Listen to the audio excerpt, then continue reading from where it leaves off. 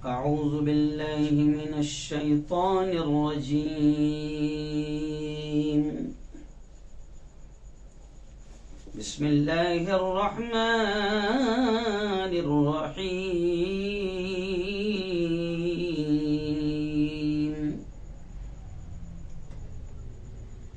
वला तहिनू वला तहज़नू वअंतुमुल अअलौन इन कुंतुम मुमिनीन। वक़ाल तआला ला तक़नतू मिन रहमतिल्लाह। वक़ाल तआला क़द अफ़लहल मुमिनून अल्लज़ीना हुम फ़ी सलातिहिम ख़ाशिऊन। वक़ाल तआला या अय्युहल्लज़ीना आमनुत्तक़ुल्लाह वक़ूलू क़ौलन सदीदा युस्लिह लकुम अअमालकुम वयग़फ़िर लकुम ज़ुनूबकुम वमन युतिइल्लाह वरसूलह फ़क़द फ़ाज़ फ़ौज़न अज़ीमा। वक़ाल तआला वल अस्र इन्नल इंसान लफ़ी ख़ुस्र। सदक़ल्लाहुल अज़ीम।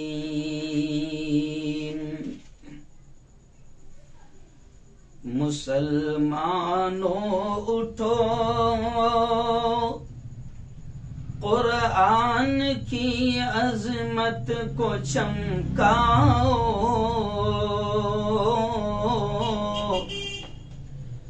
मुसलमानों उठो, कुरान की अज़मत को चमकाओ।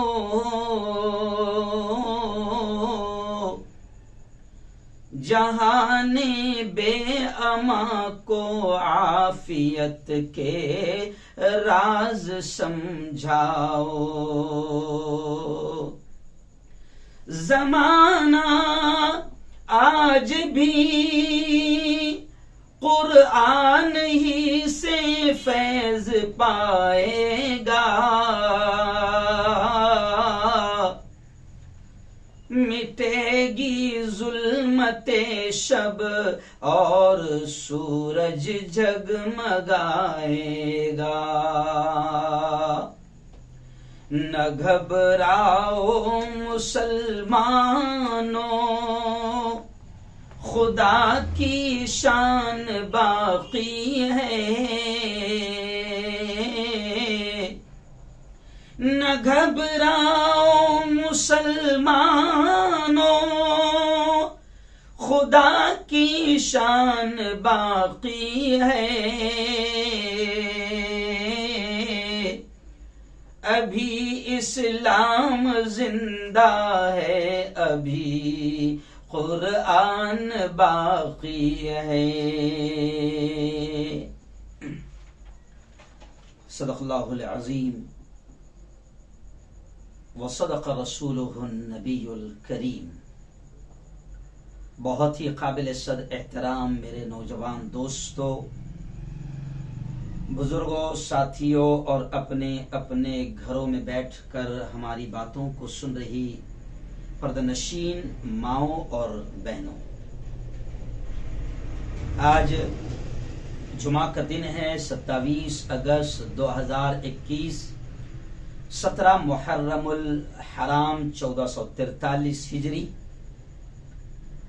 ऑनलाइन जो जुमा का बयान होता है, इसमें आप लोग हजारों की तादाद में सुनते हैं। दुआएं करता हूं कि अल्लाह ताला आप सबके सुनने को, आप सबके बैठने को अल्लाह कबूल फरमाए और अल्लाह ताला समझकर इन बातों पर अमल करने की अल्लाह हम सबको तौफीक नसीब फरमाए।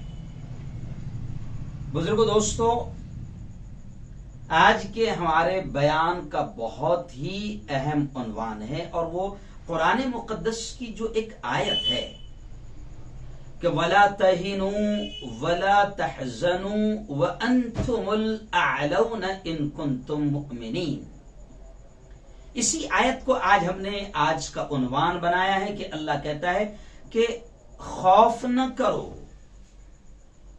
गम न करो। यानी अल्लाह दावत दे रहा है इस बात की भी कि मायूस मत होना। अल्लाह पैगाम दे रहा है, अल्लाह संदेश दे रहा है, अल्लाह एक आदेश दे रहा है कि हालात कैसे भी हो जाए गम न करना, खौफ न करना, डर का शिकार न हो जाना। और बड़े हौसला और दिलासे के अंदाज में अल्लाह कह रहा है व अंतुमुल अअलौना इन कुंतुम मुमिनीन, कि तुम ही सरबुलंद रहोगे, तुम ही गालिब रहोगे।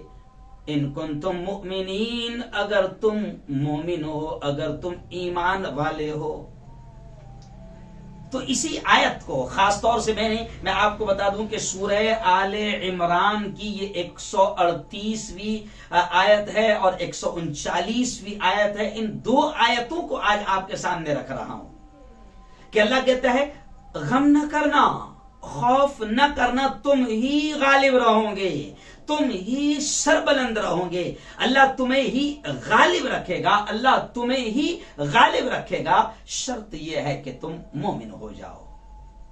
बस इन्हीं आयतों को आज मैं और खास तौर से इस आयत के साथ साथ मैंने एक आयत और पढ़ा, ला तक़नतू मिर रहमतिल्लाह। अल्लाह कहता है कि अल्लाह की रहमत से मायूस मत होना। और एक आयत मैंने आपके सामने पढ़ा कि अल्लाह कहता है क़द अफ़लहल मुमिनून, कि ईमान वाले कामयाब हो गए।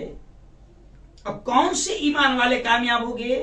वो बकायदा 7-8 आयतें हैं जिसकी मैं तशरीह करूंगा कि अल्लाह ने क्लियर तौर से कह दिया कि अगर ये सिफतें तुम में आ गई और ऐसे ऐसे आमाल अगर तुम में आ गए और ये काम अगर तुम करने वाले बन गए तो फिर दुनिया की कोई ताकत तुम्हें मगलूब नहीं कर सकती, दुनिया की कोई ताकत तुम्हें कुचल नहीं सकती, दुनिया की कोई ताकत तुम्हें मिटा नहीं सकती, दुनिया की कोई ताकत तुम्हें खत्म नहीं कर सकती। और ये इन आयतों को और इस मौजू को मैंने खास तौर से इसलिए चुना हूं कि अभी जो अगर मैं मुल्की हालात को कहूं तो मुल्क में ऐसे हालात बन रहे हैं कि कहीं न कहीं एक डर का माहौल हमारे दिलों में आ रहा है, खौफ थोड़ा सा हमारे दिल और दिमाग पर छा रहा है। तो मैं मुसलमानों सबसे पहले आपको ये कह दूं कि कुरान पाक एक ऐसी किताब है कि बड़े गर्व से, बड़े फख्र से हम इस बात को कह सकते हैं कि कुरान मुकद्दस वो किताब है कि जो कयामत तक आने वाले इंसानों की रहबरी करेगा। अभी आज 1450-1500 साल हो गए।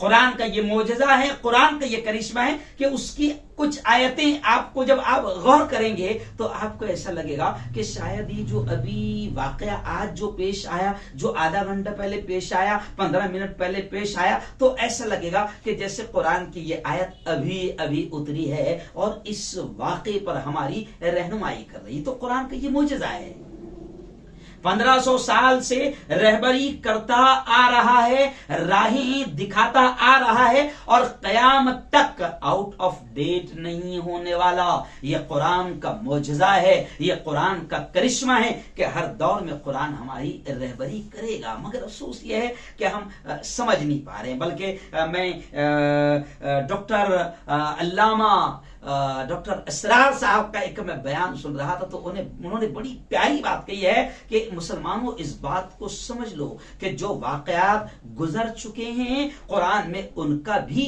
जिक्र है और जो हालात होने वाले हैं कुरान पाक में उनका भी जिक्र है।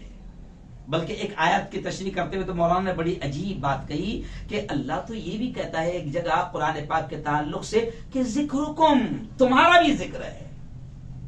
हमारा भी जिक्र है, हमारे हालात का भी जिक्र है। और कुरान पाक ने वाज़ेह तौर पर बड़े प्यारे और निराले अंदाज में सारी बातें क्लियर कर दी है कि जो भी हालात आ रहे हैं, इन हालात का हल ये है, इन प्रॉब्लम्स का हल ये है, इन मसाइल का हल ये है। शर्त यह है कि हम समझे तो सही। आज मुल्क की हालात को सामने रखते हुए मैं इस बात को कह रहा हूं, और आज का मैंने उन्वान चुना कि मेरे मुल्क में आज क्या हालात हैं। और अगर आगे बढ़कर कहूं तो इंटरनेशनल हालात भी आपके सामने हैं। इराक के हालात आपके सामने हैं, फलस्तीन के हालात आपके सामने हैं, सीरिया के हालात आपके सामने हैं, कश्मीर के हालात आपके सामने हैं, बर्मा म्यांमार के हालात आपके सामने हैं, लिबनान के सूडान के हालात आपके सामने हैं, और हमारे पड़ोस में जो मुल्क है अफगानिस्तान के अभी जो तकरीबन 10-15 दिन से हालात चल रहे हैं, वो भी हालात हमारे सामने हैं। और इन तमाम हालात को रखकर, सामने रखकर अगर आज आप मेरी बात को समझने की कोशिश करेंगे तो बहुत सारी चीजें आपको क्लियर हो जाएगी, बहुत सारे मसाइल हल हो जाएंगे। और आज मैं ये आपको बता दूं, खास तौर से मेरे प्यारे मुल्क भारतवासियों को ये बता दूं, और आज मेरा पैगाम मुसलमानों से जहां पर रहेगा, वहीं पर जो इस्लाम के दुश्मन हैं, मुसलमानों के दुश्मन हैं, उनको भी बहुत अहम पैगाम देना चाह रहा हूं, उनको भी बहुत अहम संदेश देना चाह रहा हूं।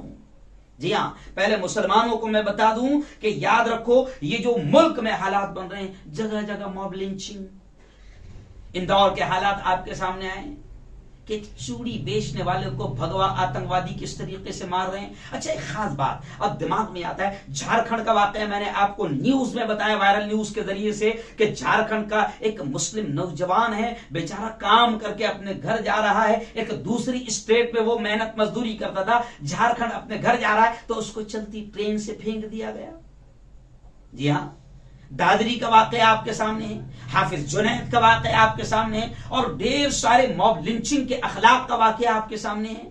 तो ढेर सारे मॉब लिंचिंग के वाकयात है। अब आप इसमें एक खास बात गौर करें, अभी हमारे दोस्त मौलाना उमरैन रहमानी भी आए थे, तो उन्होंने भी इस बात का तस्करा किया और इशारा इस बात का किया कि आप गौर करें कि अगर मॉब लिंचिंग किसी की हो रही है और बड़ी बेरहमी से, बेदर्दी से अगर उसको मारा जा रहा है, तो मारने की वीडियो कैसे बनाई जा रही है।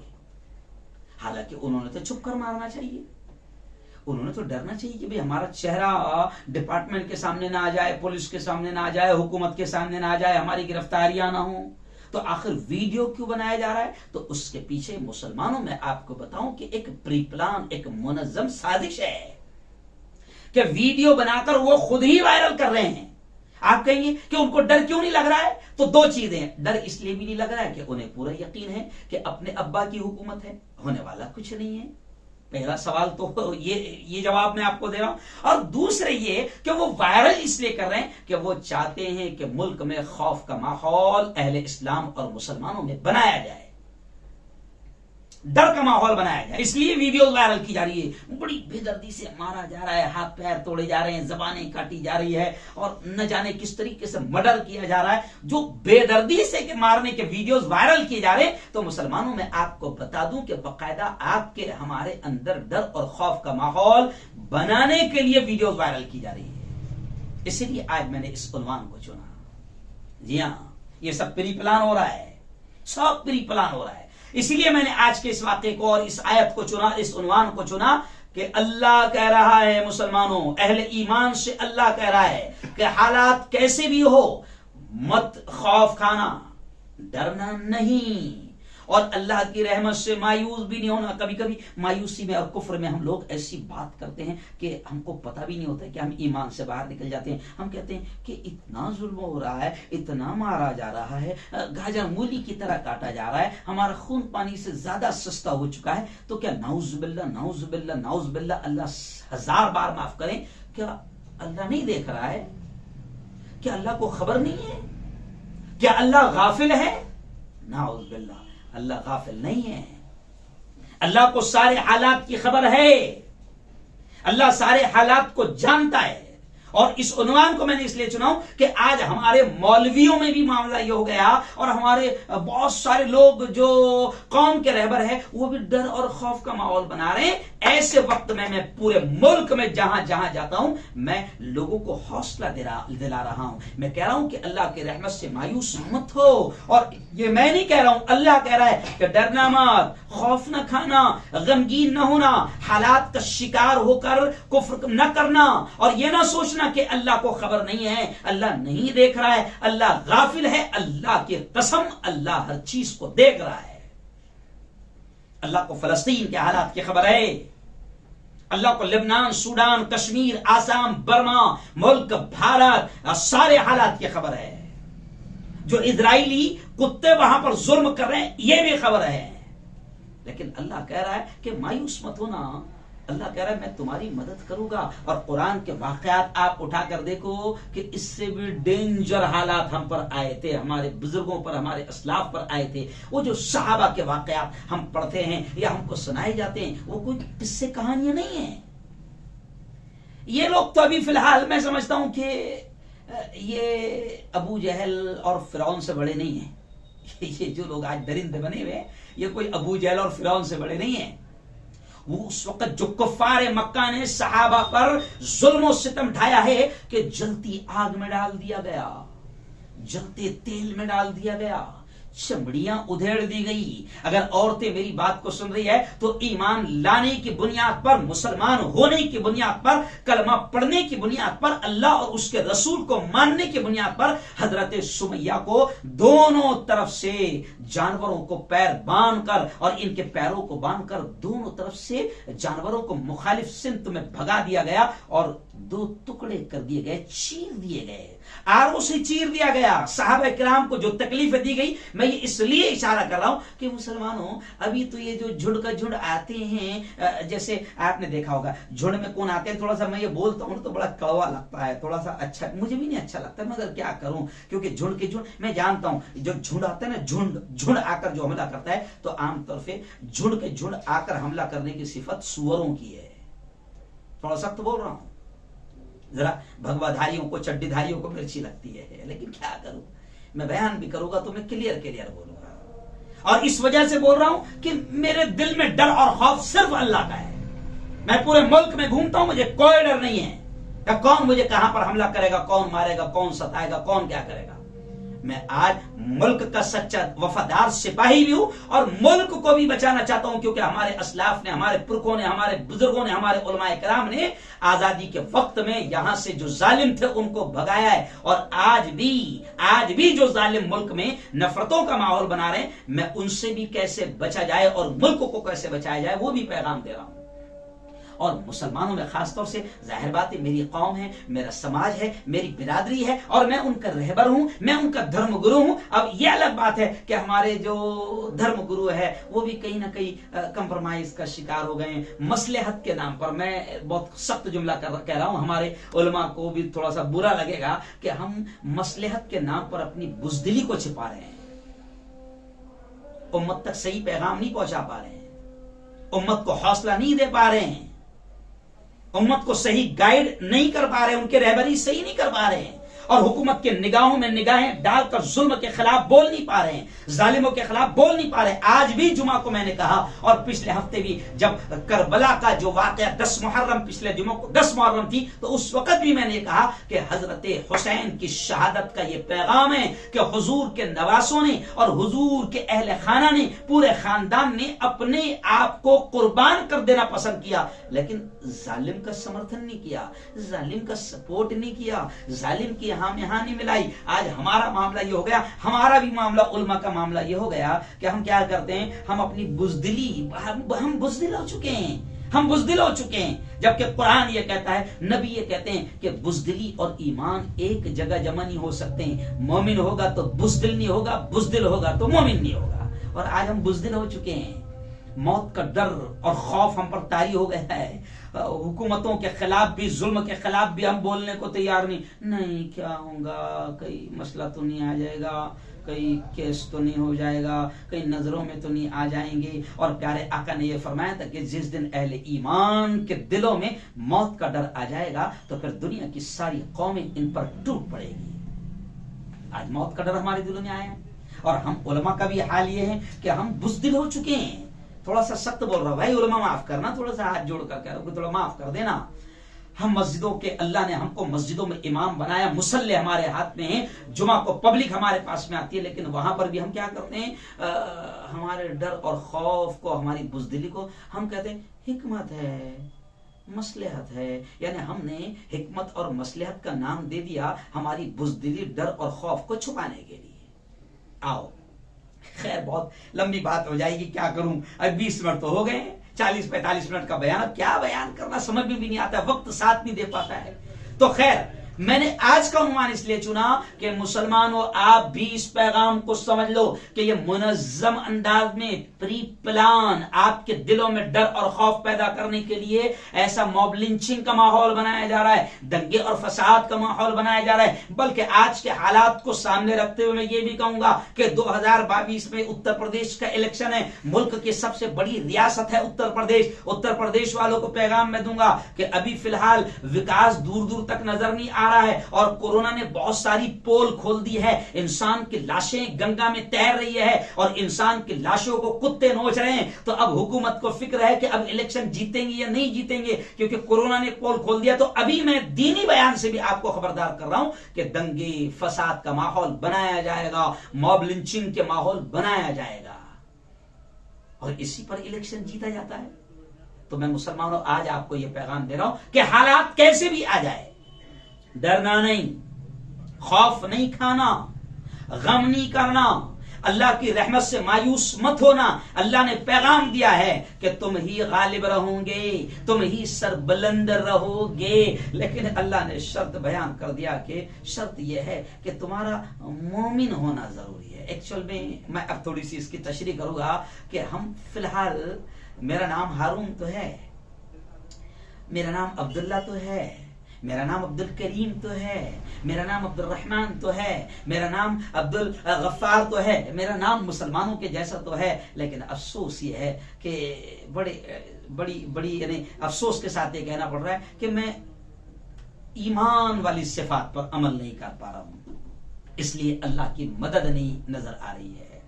जी हां, वरना तारीख हमारी गवाह है, सहाबा की तारीख गवाह है, औलिया किराम की तारीख गवाह है, खुलफाए राशिदीन की जिंदगियों के वाकयात गवाह है और इस्लामी तारीख पूरी गवाह है कि इससे भी बदतर हालात मुसलमानों पर आए हैं। लेकिन कुरान खुद तस्करा करता है कि हमेशा अल्लाह ने मोमिनीन को, अहले ईमान को कामयाब किया है, गालिब किया है।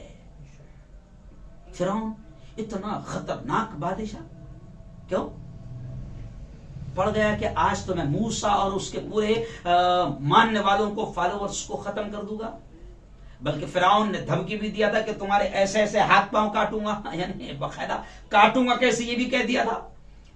लेकिन तारीख ये भी गवाह है, शॉर्ट में कह रहा हूं, कुरान ये भी गवाह है कि एक ही दरिया है। अल्लाह मूसा और उनकी कौम को, जो अहले ईमान है, रब पर ईमान लाए, एक ही दरिया में मूसा और उसकी कौम को अल्लाह पार करता है और उसी दरिया में एट ए टाइम, उसी वक्त में फिरौन को पूरे लश्कर के साथ डुबो देता है।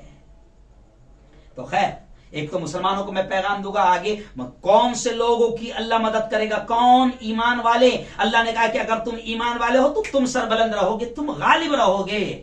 जी हाँ, तो वो कौन, अल्लाह कौन सा ईमान चाहता है, कौन सी सिफात अहले ईमान में होती है, उसका तस्करा मैं बाद में कर रहा हूं। लेकिन सबसे पहले मैं आपको बता दूं कि मुसलमानों के पैगाम के साथ साथ मैं हुकूमतों को भी पैगाम दे रहा हूं, सिर्फ भारत की हुकूमत को नहीं, पूरी दुनिया की हुकूमतों को पैगाम दे रहा हूं कि याद रखो, मुसलमानों को जो खत्म करने की प्लानिंग बना रहे हैं वो भी इस पैगाम को सुन लें कि नबी करीम, और मुसलमान भी इस पैगाम को सुन लें। खुशी का पैगाम है। नबी करीम सल्लल्लाहु अलैहि वसल्लम ने जो दुआएं की थी, उन दुआओं में दो दुआएं ऐसी है कि अल्लाह ने कहा कि हुजूर मैंने आपकी ये दुआ कबूल कर ली है। वो दुआएं ऐसी है कि मुसलमानों डरने की जरूरत नहीं है।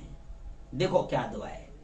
नबी ने कहा था, ए अल्लाह मेरी पूरी कौम को मेरी उम्मत को कभी कहत से खत्म न करना, कहत से खत्म न करना। अल्लाह ने कहा, ए मोहम्मद हमने तुम्हारी इस दुआ को सुन लिया, कबूल कर लिया।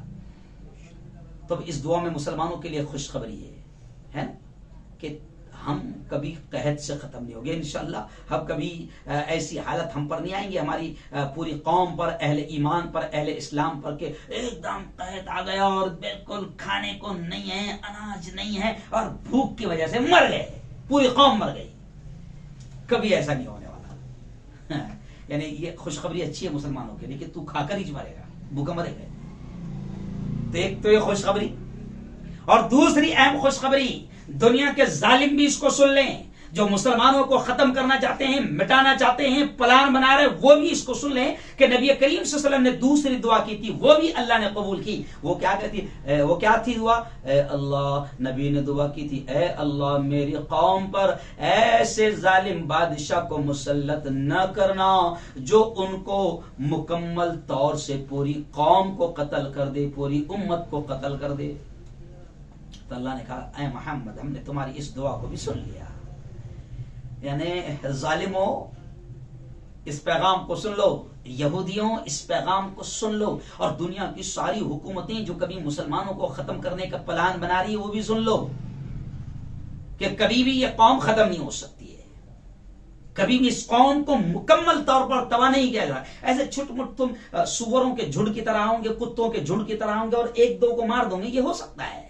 सुअरों को इतनी तो ताकत मिलती है कि एक दो को मार सकते हैं, लेकिन ये कौम वो है कि ये नबी ने दुआ की थी, ऐ अल्लाह इस कौम को कोई ऐसा जालिम बादशाह, कभी इस पर ऐसा जालिम बादशाह ना बैठाना कि जो पूरी कौम का कत्ल करवा दे, पूरी उम्मत का कत्ल करवा दे। तो अल्लाह ने कहा कि ऐसा कभी नहीं होगा, हमने आपकी, ऐ नबी हमने आपकी दुआ को सुन लिया। तो जालिमों को भी मैं पैगाम दे रहा हूं कि ये वो कौम है जो कभी पूरी तरह से खत्म नहीं होगी। बल्कि मैं आज 42 साल का हो गया हूं, मैं देख रहा हूं बरसों से फलस्तीन पर बम बरसाए जा रहे हैं। कहां है? क्या फलस्तीनी खत्म हो गए? नहीं खत्म हो गए। बरसों से इराक पर बम बरसाए जा रहे हैं, क्या खत्म हो गए? अभी हमारे पड़ोसी मुल्क का हाल क्या हुआ? 20 साल से बम बरसाए जा रहे थे, मारा जा रहा था, काटा जा रहा था, लेकिन आज आपने देख लिया कि दुनिया का सुपर पावर ताकत चूहे की तरह दुम दबाकर वहां से भाग निकला। क्या वो खत्म हो गए? कोई नहीं खत्म हो गया। बल्कि मैं आपको बता दूं कि पूरी दुनिया के जालिम, मुसलमानों इस बात को समझ लो, और पूरी दुनिया के जालिम भी इस बात को समझ लें कि पूरी दुनिया के जालिम अगर मिलकर इकट्ठे हो जाएं, मिल जाएं, और सारे कमीने और कुत्ते मिलकर पूरा प्लान भी बना ले। मैं थोड़ा सा आज जज्बात में बिल्कुल मैं बोल रहा हूं कि पूरी दुनिया के कमीने, जालिम और पूरी दुनिया के कुत्ते अगर मिलकर भी प्लान बना ले, और पूरे कुत्ते मिलकर भी अगर हमला करना चाहे, तो कौम मुस्लिम ईमान वाला वो है जो कभी नहीं खत्म होने वाला है। जी हाँ, इस बात को याद रखो। और ये भी सुन लें कि मुसलमानों को खत्म नहीं कर पाएंगे, कभी ये कौम मिटने वाली नहीं है। कुफ्फार मिटाते मिटाते, मुसलमानों को मिटाते मिटाते कुफ्फार मिट जाएंगे, मगर मुसलमान नहीं मिट सकता। मुसलमानों को मिटाते मिटाते फिरौन मिट गया, मुसलमानों को मिटाते मिटाते कारून मिट गया, मुसलमानों को खत्म करते करते शद्दाद खत्म हो गया। हमको मिटाते मिटाते मौजूदा फिरौन भी, जितने अभी मौजूदा जितने भी फिरौन होंगे या फिरौन के पिल्ले होंगे वो मिट जाएंगे, लेकिन मुसलमान नहीं मिटेंगे। इसलिए मैंने शुरू में शेर कहा ना कि न घबराओ मुसलमानों, खुदा की शान बाकी है, अभी इस्लाम जिंदा है, अभी कुरान बाकी है। तो मैं ये इसलिए मुसलमानों को भी पैगाम दे रहा हूं कि हौसले ना हारो, मायूस मत हो जाओ, गम न करो, खौफ न करो। अल्लाह कहता है कि तुम ही सरबलंद रहोगे अगर तुम मोमिन हो। और वो एक शेर बचपन में हम पढ़ा करते थे नात में, इस्लाम की फितरत में कुदरत ने लचक दी है, उतना ही ये उभरेगा जितना के दबाओगे। तो मैं जालिमों को भी पैगाम दे रहा हूं, जितना तुम खत्म करने जाओगे तो ये कौम उतना उभरती जाएगी, जितना तुम मिटाते जाओगे ये कौम उतना उभरती जाएगी, मंजर आम पर आती जाएगी। अब आप देखें कि 19-20 साल तक जिस कौम को मिटाने के लिए पड़ोसी मुल्क में मेहनत की गई, तो जनाब वो खत्म तो नहीं हुई, उल्टा ऐसा उभरी कि सबको दुम दबाकर वहां से भागना पड़ा। तो वो भी तो अहले ईमान है ना भाई।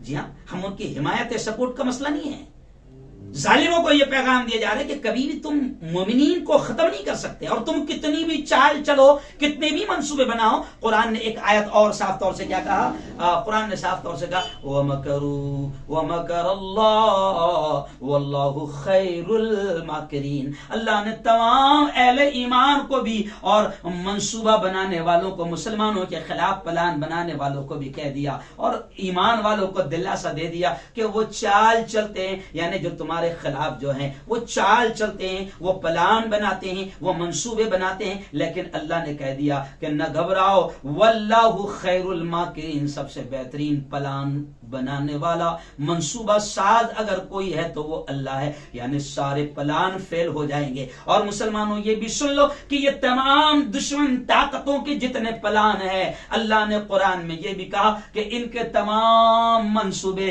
इनके तमाम प्लान की हैसियत मकड़ी के जालों की तरह है। जैसे मकड़ी का जाल, अल्लाह ने कुरान में मकड़ी के जाल की मिसाल दी है। सबसे ज्यादा कमजोर अगर कोई होता है तो मकड़ी का जाल होता है। अगर पूरे घर में, पूरे महल में मकड़ियों ने जाले बना लिया तो वो इतना कमजोर जाला उसका होता है कि एक 10 साल का बच्चा, एक 5 साल का बच्चा हाथ में झाड़ू लेगा और ऐसा ऐसा ऐसा करेगा तो सारे जाले खत्म हो जाएंगे।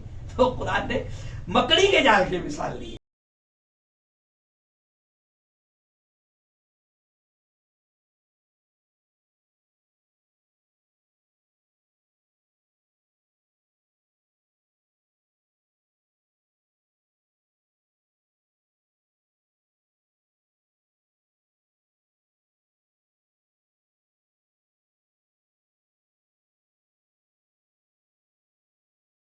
कि इनके बढ़ोतरी पर भी तुम टेंशन में आ रहे हो।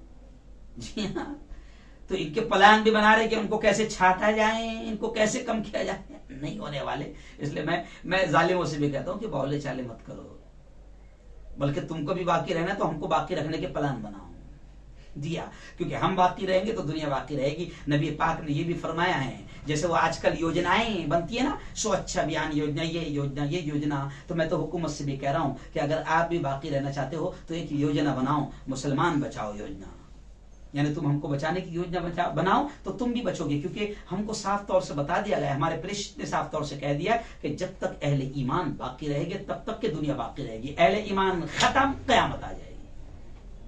तो पता चला कि हम बचे तो पूरी दुनिया बचेगी भाई, वरना कयामत आ जाएगी। और मुसलमानों के दुश्मन इस बात को समझ लें कि ये वो कौन है जो बमों बारूद और ड्रोन और मिसाइल और AK-47 और बड़े बड़े हथियारों से खत्म होने वाली नहीं है, बल्कि दुनिया ने देख लिया फलस्तीन पर, अफगानिस्तान पर और लिबनान पर और इराक पर बरसों से बम बरस रहे हैं, कहां खत्म हुए हैं? तो क्यों बावले चाले कर रहे भाई? क्यों खुद भी टेंशन में ले रहे? क्योंकि हमको मिटाते मिटाते फिरौन मिट गया, तो तुम कौन सी खेत की मोली हो? तो मैं तुमको भी पैगाम दे रहा हूं कि अच्छे से रहो बेटा, क्योंकि हमको मिटाने वाले हमेशा मिट गए हैं। और याद रखो कि कयामत का जो मंजर है ना, खतरनाक, वो जो हौलनाक मंजर जो बताया गया है, वो कयामत का मंजर भी ये बताया गया है कि कयामत उसी वक्त आएगी जब अहले ईमान एक भी जमीन पर, जब धरती पर एक भी अल्लाह अल्लाह अल्लाह कहने वाला बाकी नहीं रहेगा, कयामत आ जाएगी। यानी पता चला कि वो जो कयामत के जो डेंजर मंजर कुरान में बयान किए गए, ज़ुलज़िलतिल अर्दु ज़िलज़ालहा व अखरजतिल अर्दु अस्क़ालहा व क़ालल इंसानु मा लहा यौमइज़िन तुहद्दिसु अख़बारहा। और दूसरी जगह अल्लाह ने कहा इज़ा शम्सु कुव्विरत व इज़ा नुजूमुन कदरत, कि सूरज बेनूर हो जाएगा, ये तारे, ये जमीन, ये आसमान तोड़ फोड़ दिए जाएंगे, ये बुलंद बाला पहाड़ रुई की तरह उड़ते फिरेंगे, और इतना डेंजर मंजर होगा कि माओ के पेट का हमल गिर जाएगा, बहुत खौफनाक चीख होगी, हालात होंगे। तो अल्लाह का शुक्र, मुसलमानों के लिए खुशी है कि मुसलमान जो है ना, वो कयामत की हौलनाकी और डेंजरपन देख भी नहीं पाएगा, क्योंकि कयामत आएगी उस वक्त ही जब मुसलमान खत्म हो जाएगी, जब धरती पर एक भी अहले ईमान बाकी नहीं रहेगा, अल्लाह अल्लाह कहने वाला बाकी नहीं रहेगा, तो तब कयामत आ जाएगी, तब आएगी कयामत। तो इसका मतलब इसमें भी मुसलमानों के लिए खुशखबरी है कि तू वो डेंजर चीज देखेगा ही नहीं। तो बस हम तो मुसलमानों से कहते हैं कि हम दुआ करें बस चलते फिरते कि ए अल्लाह जब तक जिंदा रख, इस्लाम पर जिंदा रख और मौत दे मेरे मौला, तो ईमान वाली कलमे वाली मौत हमें नसीब फरमा। कह दो आमीन।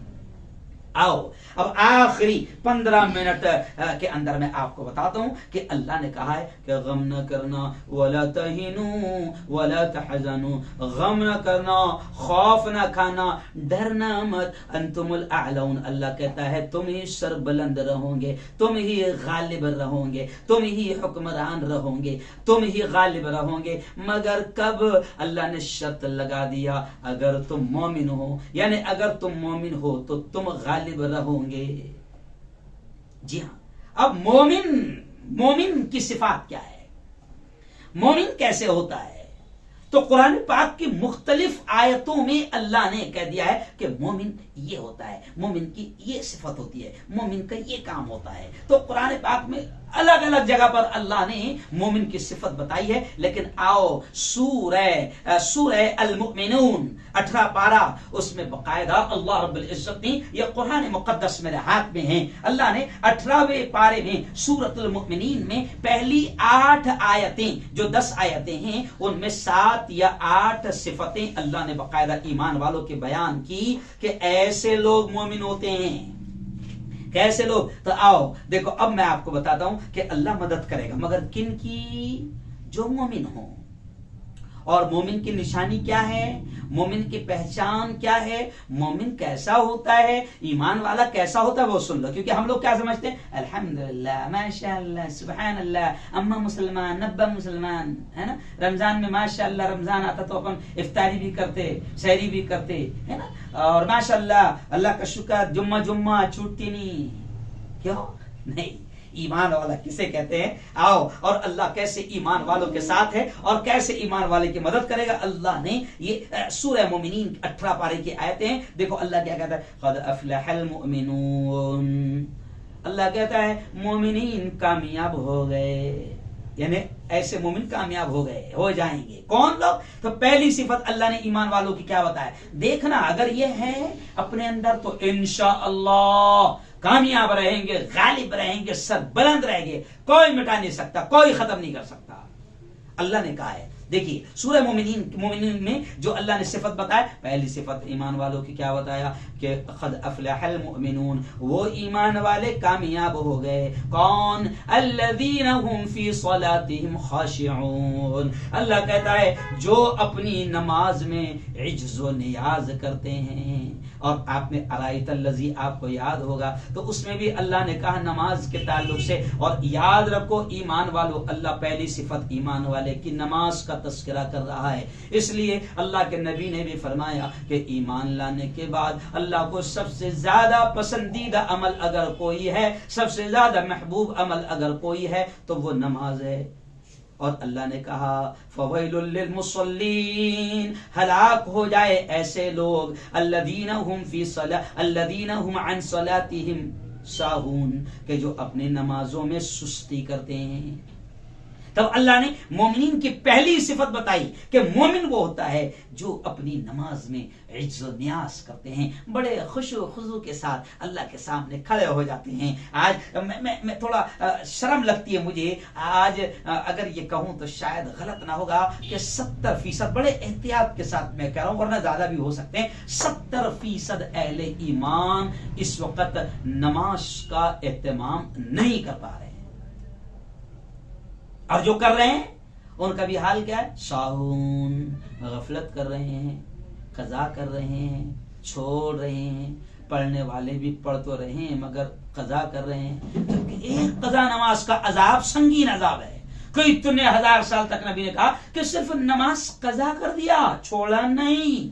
देखो सुन लो, जो सिरे से नमाज छोड़ते हैं वो भी सुन लो, और जो छोड़ते नहीं पढ़ लेते हैं वो भी सुन लो कि नबी पाक ने कहा है कि जो नमाज कज़ा करेगा, छोड़ेगा नहीं, पढ़ लेगा बाद में, तो अल्लाह के नबी ने कहा कि वो इतने 1000 साल तक जहन्नम में जलेगा।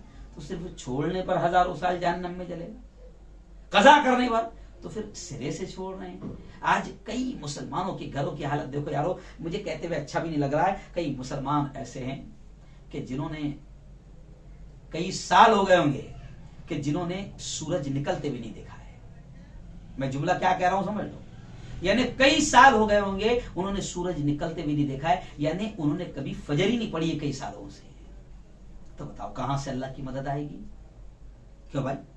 नबी ये कह रहे हैं नौम सुबहति यमनउर रिस्क, सुबह का सोना रोजी को रोक देता है।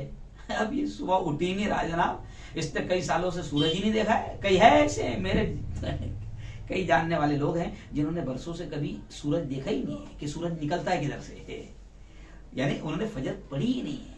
तो अब बताओ, जब मुसलमान फजर भी नहीं पढ़ेगा, कभी उठेगा नहीं, मुसहफ के सामने झुकेगा नहीं, तो कहां से वो कामयाब रहेगा? कहां से उसकी बरकत में, उसके कारोबार में इजाफा होगा? और जब कारोबार नहीं चलता तो फिर बाबा के पास जाता, मौलाना के पास में जाता, मौलाना ऐसा लग रहा जैसा किसी ने मेरी रोजी बांध दिया हो। किसने नहीं बांधा बेटा, तेरे अमल ने बांधा है।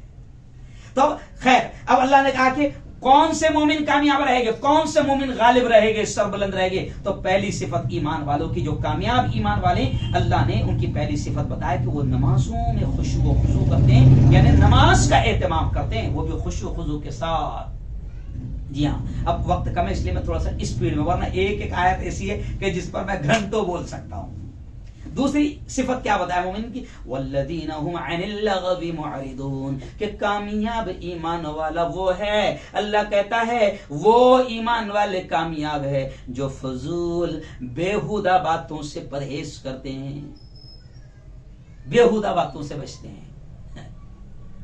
अल्लाह माफ फरमाए, आज हमारा 80% टाइम या वक्त फजूल बातों में जा रहा है और फजूल कामों में जा रहा है। अभी तो क्या हो गया, जब से मोबाइल आ गया, अल्लाह की कसम खाकर कह रहा हूं कि मर्द हो, औरत हो, जवान हो, बूढ़ा हो, बच्चा हो, कारोबारी हो, यहां तक कि क्या बात कहूं, इमाम साहब हो कि मौलाना साहब हो कि आलिम साहब हो, व्हाट्सएप, फेसबुक। अभी मैं 3 दिन पहले कर्नाटक में था, उलमा और इमामों में बयान था, तो मैंने उनको भी नसीहत किया कि व्हाट्सएप यूनिवर्सिटी पे कब तक पढ़ते रहोगे? समझ रहा? व्हाट्सएप यूनिवर्सिटी में और व्हाट्सएप के कॉलेज में कब तक पढ़ते रहोगे? कभी कुरान भी तो खोल कर देखो, कभी अहादीस भी तो खोल कर देखो। आज मुताले का शौक, स्टडी हमारी जिंदगी से खत्म हो गई है ना, और बेहुदा बातों में हमारे वक्त जा रहे हैं। आज आप देखो, रात के 1-1, 2-2 बजे तक के जवान मोबाइल में लगे हुए, बल्कि मैं तो हंसते हुए कहता हूं कि हमारे जलगांव में तो बाकायदा चौपाटी है अक्सर मस्जिद के पीछे। जी हाँ, साहिले समंदर नहीं है, साहिले नाला, खुशबुएं आती रहती है। जाहिर बात है, नाले में से क्या आएगा, आए? तो खुशबुएं आती रहती है और हमारे जवान जो है वहां बैठे रहे और मोबाइल पर गेम खेल रहे हैं, या फिर पबजी खेल रहे हैं, जो भी खेल रहे हैं, या फिर फालतू यूट्यूब पर लगे हैं, नाच गाना देख रहे हैं। कई जवान तो टिकटॉक में लगे हुए हैं, वीडियोस बनाने में लगे हुए हैं, इंस्टाग्राम पर लगे हुए हैं, सोशल मीडिया पर लगे। और अल्लाह कहता है कि कामयाब तो वो ईमान वाला होगा, वल्लज़ीना हुम अनिल लगवी मुअरिदून, जो बेहुदा बातों से परहेज करते हैं, बेहुदा कामों से परहेज करते हैं। तीसरी सिफत क्या, क्योंकि वक्त खत्म हो रहा है इसलिए, तीसरी सिफत क्या कि कौन सा ईमान वाला कामयाब होगा? तो तीसरी सिफत अल्लाह ने कहा वल्लज़ीना हुम लिज़्ज़काति फ़ाइलून, वो ईमान वाले कामयाब होंगे जो ज़कात अदा करते हैं। जी हाँ, अहम पॉइंट है ये भी। 90% मुसलमान अभी भी ज़कात सही तौर से अदा नहीं कर रहा है। बल्कि अगर ये जुमला कहूं तो शायद गलत ना होगा कि अगर मुसलमानों ने, अहले ईमान ने ज़कात सही अंदाज में निकालना शुरू कर दिया और ज़कात को सही जगह पहुंचाना अगर शुरू कर दिया, अल्लाह की कसम खाकर बड़े कॉन्फिडेंस के साथ कह सकता हूं कि मुसलमानों को किसी और भीख की जरूरत नहीं पड़ेगी, गवर्नमेंट की भीख की भी जरूरत नहीं पड़ेगी। और ये जो मुसलमान भीख मांगते फिर रहे हैं 10 रुपए 5 रुपए, और ये मुसलमान औरतें बुर्कों में जो मार्केटों में जाती है, अल्लाह की कसम अगर मुसलमानों ने सही तौर से ज़कात सिस्टमैटिक और मुनज़्ज़म अंदाज में अगर ज़कात का इस्तेमाल शुरू कर दिया, मुसलमानों में भिखारी नहीं मिलेंगे आपको, और बड़े बड़े काम मुसलमानों के हो गए। इसलिए अल्लाह ने कहा कि वो ईमान वाले कामयाब होंगे जो ज़कात अदा करते हैं। तो जब इतनी बड़ी बात अल्लाह ने कामयाब ईमान वालों की ये निशानी बता दी, तो इसका मतलब ज़कात बहुत अहम रोल अदा करती है ईमान वालों की कामयाबी में। ज़कात अगर मुसलमान अहले ईमान सही अंदाज में करेंगे तो इनके बड़े बड़े हॉस्पिटल हो गए, इनके बड़े बड़े कॉलेज हो गए, इनके रिफाई इदारे हो गए, इनको किसी से भीख मांगने की, गवर्नमेंट के सामने भी हाथ फैलाने की जरूरत नहीं पड़ेगी। तो खैर आइए और भी मुझे बयान करना है कि और क्या सिफत है। और चौथी सिफत अल्लाह ने क्या कहा, देखिए आप, और क्या कहा अल्लाह रब्बुल इज्जत ने चौथी सिफत के कौन से ईमान वाले गालिब रहेंगे, कामयाब रहेंगे, वल्लदीना हुम लिफुरूजिहिम हाफिज़ून, और वो ईमान वाले कामयाब होंगे जो अपनी शर्मगाहों की हिफाजत करने वाले हैं। क्या क्या क्या बताऊं, कहां हो रही हमसे शर्मगाह की हिफाजत। नबी पाक ने गारंटी लेकर कहा था, गारंटी देकर कहा था कि जो अपनी शर्मगाह की हिफाजत की मुझे गारंटी दे दे, नबी के पाक के अल्फाज है कि मैं उसको गारंटी देता हूं कि हाथ पकड़कर जन्नत में ले जाऊंगा।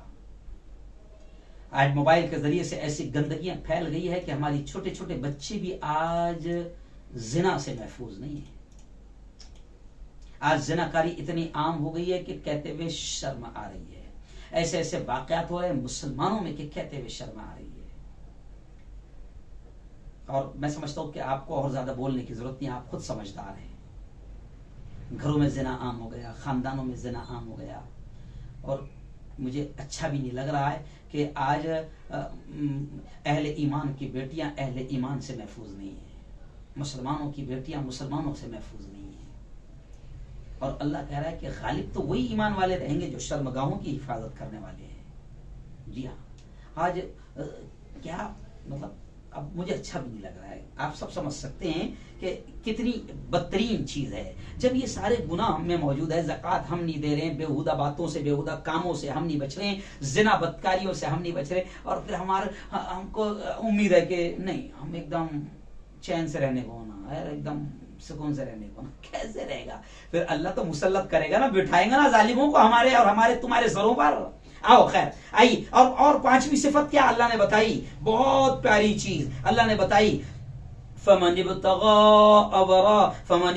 वराअ ज़ालिका फउलाइका हुमुल आदून, कि बस जो उनके अलावा तालिब हो, यानी जाहिर बात है कि जिना के एतबार से अल्लाह ने तस्करा किया है और ये कहा है कि जो अब जिना करेंगे, बदकारियां करेंगे और अपनी बीवियों को छोड़कर और जगह पर अगर अपनी ख्वाहिशात पूरी करेंगे तो वो हद से आगे बढ़ने वाले हैं, और हद से आगे बढ़ने वालों को भी अल्लाह कामयाब नहीं करेगा। और आइए और एक सिफत अल्लाह ने क्या बताया, वल्लज़ीना हुम लिअमानातिहिम व अहदिहिम राऊन। बड़ी अजीब बात है, ये एक एक आयत ऐसी है कि इसमें घंटों बयान हो सकता है। तो खैर अब ये और क्या कहा अल्लाह ने कि कौन ईमान वाले गालिब रहेंगे, कामयाब रहेंगे, सरबुलंद रहेंगे, जो अपनी अमानतों और अपने इकरार का, अपने वादों का लिहाज करते हैं। आज हम अमानतों में खयानत कर रहे हैं। मैं मस्जिद का जिम्मेदार बनाया गया हूं, मैं मस्जिद के माल में खयानत कर रहा हूं। अगर कोई मदरसे का जिम्मेदार बनाया गया, ज़कात का माल नहीं छोड़ रहे यार, जरा शर्म नहीं आ रही, ज़कात का माल भी खा जा रहे हैं, अल्लाह के घर मस्जिदों के चंदे खा जा रहे हैं, तो क्या हम किसी की अमानत की हिफाजत करेंगे? और अल्लाह कहता है कि जो अमानत की हिफाजत नहीं करते वो कामयाब नहीं हो सकते हैं, वो गालिब नहीं रह सकते हैं। और क्या कहा अल्लाह ने, जो वादों का लिहाज नहीं करते हैं, वादा कर रहे हैं, बल्कि आजकल तो इसको फैशन बना दिया गया कि किसी को टालना है तो उससे वादा करो, कल पक्का हो जाएगा हो तुम्हारा काम, कन्फर्म कन्फर्म बिल्कुल कन्फर्म, इंशाअल्लाह ताला, यानी इंशाअल्लाह बोल के ताला, इंशाअल्लाह ताला नहीं, इंशाअल्लाह बोल दो, इंशाअल्लाह ताला, यानी इंशाअल्लाह बोल के उसको टाल दो। अरे वादा वो चीज है कि मेरे वक्त खत्म हो गया, वादा वो चीज है कि मेरे नबी ने काफिर से वादा किया कि मैं यहां मिलूंगा। मेरे नबी 3 दिन 3 रातें उस जगह पर उस काफिर के लिए खड़े रहे, क्योंकि नबी ने वादा कर लिया था। और आज मुसलमान इतना झूठा हो गया है कि मुसलमान वादा करके पूरा नहीं कर रहा है, और फिर तमन्ना है कि हम महफूज रहें, हमारी मॉब लिंचिंग ना हो, हमारे पर कोई जालिम हुकूमत ना करें, हम पर कोई कातिल ना बैठे, हमको दुनिया में एकदम चैन सुकून मिल जाए। हो ही नहीं सकता है भैया, उसूल है, ये करोगे तो ये होगा, ये करोगे तो ये होगा। तो खैर आइए आखिरी बात, और अल्लाह ने क्या कहा, वल्लज़ीना हुम अला सलातिहिम युहाफिज़ून, और वो मोमिन कामयाब होंगे जो अपनी नमाजों की पाबंदी करते हैं। देखो पहली आयत में क्या था, वो मोमिन कामयाब होंगे जो नमाजों में खुशू खुजू करते हैं, इज्जो नियाज करते हैं, अल्लाह के लिए पढ़ते हैं। और आखिरी निशानी क्या बताया, जो नमाजों की पाबंदी करते हैं, यानी नमाजों की पाबंदी करना भी ईमान की अलामत है, और जो ये काम करेगा अल्लाह उस ईमान वाले को कामयाब करेगा।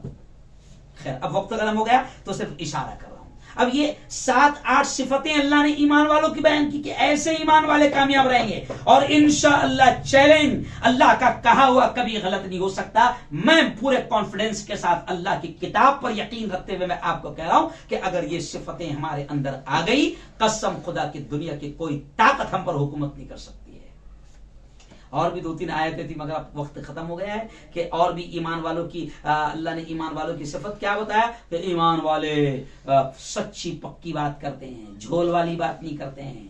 समझ आप, सच्ची पक्की बात करते हैं। और अल्लाह ने कसम खाकर कही कि वो इंसान कामयाब होगा जो तवासो बिल हक व तवासो बिस सब्र, जो हक पर जमे रहे हैं और मुसीबतों पर और हालात पर सब्र करें। तो खैर ये ईमान वालों की सिफात थी, और अल्लाह ने कहा है कि अगर ये सिफात होगी तो अल्लाह का वादा है, अल्लाह का वादा है, अल्लाह कामयाब करेगा। और वो अजान के बाद में जो दुआ पढ़ते हैं उसमें आखिरी जुमला क्या पढ़ते हैं, इन्नल्लाह ला युखलिफुल मियाद, अल्लाह वादा खिलाफी नहीं करता। यानी अगर ये सिफतें होगी तो अल्लाह आपको ही गालिब रखेगा, आपको ही हाकिम रखेगा। क्यों? लेकिन हम अय्याशी में पड़ गए हैं। कितने इस्लामी मुल्क है, आज ही असर के बाद मैं मेरी बीवी और हम लोग, जब मैं इसका मुताला कर रहा था तो मेरी बीवी और हम लोग बात कर रहे थे, तो उस वक्त हमारी बात हुई कि कितने इस्लामी मुल्क है। अगर ये अल्लाह के उसूल पर चलने लग जाए, इस्लाम की तालीमात पर चलने लग जाए, और अल्लाह और उसके रसूल के कवानीन के मुताबिक अपने मुल्कों में अमल करे, तो अल्लाह की कसम दुनिया की कोई ताकत इनको डरा नहीं सकती है। मगर आज हम सब गुलाम बने हुए, और गुलाम क्यों बने? क्योंकि हम अय्याश बन चुके हैं ना। अगर हम अल्लाह और उसके रसूल की मानेंगे तो ये हमारी अय्याशियां, ये हमारे नाइट क्लब, ये दुनिया कमाना, ये सब रह जाएगा ना। फिर जब ये चीजें तुम करोगे तो फिर तो तुम पर दूसरे ही राज करेंगे बेटा, फिर तुम कभी गालिब नहीं हो सकते। गालिब होना चाहते हो तो अल्लाह कह रहा है ये सिफतें आपको अपनानी पड़ेगी। बल्कि आखिरी आयत अल्लाह ने क्या कहा इन सिफतों को अपनाने वाले ईमान वालों पर, कि जो ये सिफतें अपनाएगा, नमाज में आजिज़ी करेगा, बेहुदा बातों से परहेज करेगा, ज़कात अदा करेगा, अपनी शर्मगाह की हिफाजत करेगा, जिना से बचेगा, अमानतों का ख्याल रखेगा, वादों का लिहाज करेगा, नमाज की पाबंदी करेगा। तो कितनी प्यारी आयत कि अल्लाह ने आगे क्या कहा, उलाइका हुमुल वारिसून अल्लज़ीना यरिसूनल फिरदौस हुम फिहा खालिदून, कि ऐसे ही लोग वारिस होंगे। काहे के वारिस होंगे? अल्लज़ीना यरिसूनल फिरदौस, ऐसे ही लोग जन्नत के वारिस होंगे जहां वो हमेशा हमेशा रहेंगे। तो जन्नत बाबा की खीर नहीं है क्या? लोग कहते अपन आदम की जन्नत, बाप की जन्नत, वहीं से आए थे। बाद लोग तो शेर भी कहते वहीं से आए थे आदम, वो मेरे बाप का घर है, तेरे बाप का घर नहीं है।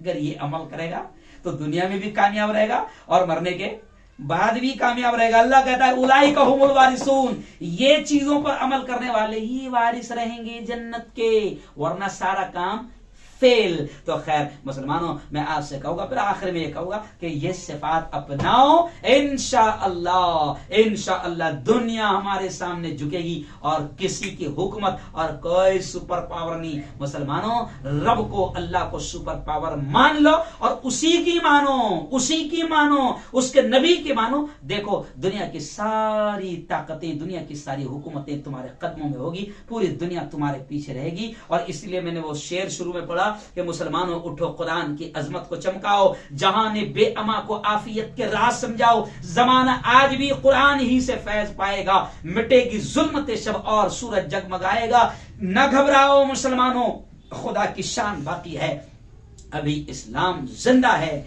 अभी इनाम बाकी है। तो अल्लाह ने साफ तौर से ईमान वालों की सिफात बता दी और कह दिया कि ये जिसमें सिफतें होंगी वो कामयाब होंगे, और ये भी कह दिया कि यही लोग जन्नतुल फिरदौस के वारिस होंगे और जो उसमें हमेशा हमेशा रहेंगे। अल्लाह से दुआ करें कि अल्लाह ताला हम सबको कामयाब फरमाए और ये ईमान वालों की जो मोमिन की सिफतें होती है अल्लाह हम सब में पैदा फरमाए।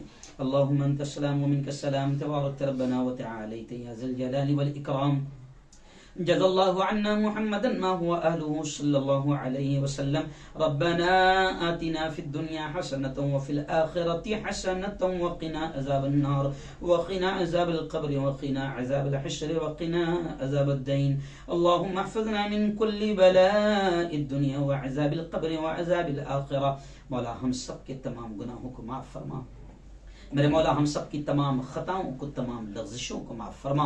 रब दो जहां रात के अंधेरे में, दिन के उजाले में, मेरे मौला जाने में अनजाने में जो कुछ भी छोटे बड़े गुनाह हो गए हैं, महज अपने फजल से, अपने करम से माफ़ फरमा।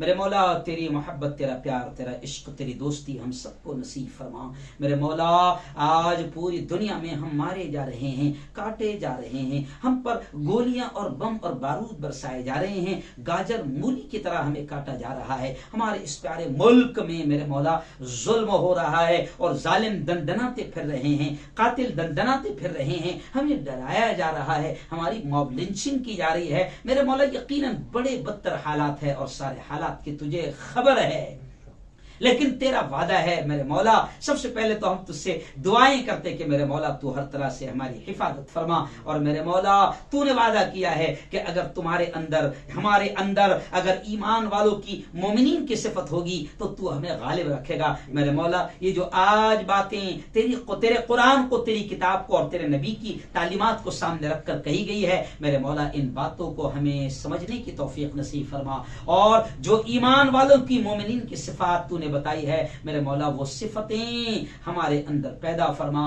और इन तमाम चीजों को समझकर हमें भी अमल करने की तौफीक नसीब फरमा। मेरे मौला जालिमों के जुल्म से, कातिलों के कत्ल से, शरीरों की शरारत से हमारी हिफाजत फरमा। हासिदीन के हसद से, फित्तीनों के फितने से हमारी हिफाजत फरमा। मेरे मौला हर किस्म की बीमारी से हमारी हिफाजत फरमा। मेरे मौला हम सबको हलाल रोजी नसीब फरमा, हराम लुक़्मों से हम सबकी और पूरी उम्मत की हिफाजत फरमा। जो मांगा वो भी अता फरमा, जो मांगने से रह गए अपने हबीब के सदक़े वो भी नसीब फरमा। रब्बना तक़ब्बल मिन्ना इन्नका अंतस समीउल अलीम व तुब अलैना इन्नका अंतत तव्वाबुर रहीम व सल्लल्लाहु अला नबील करीम व अला आलिहि व सहबिहि अजमईन बिरहमतिका या अरहमर राहिमीन।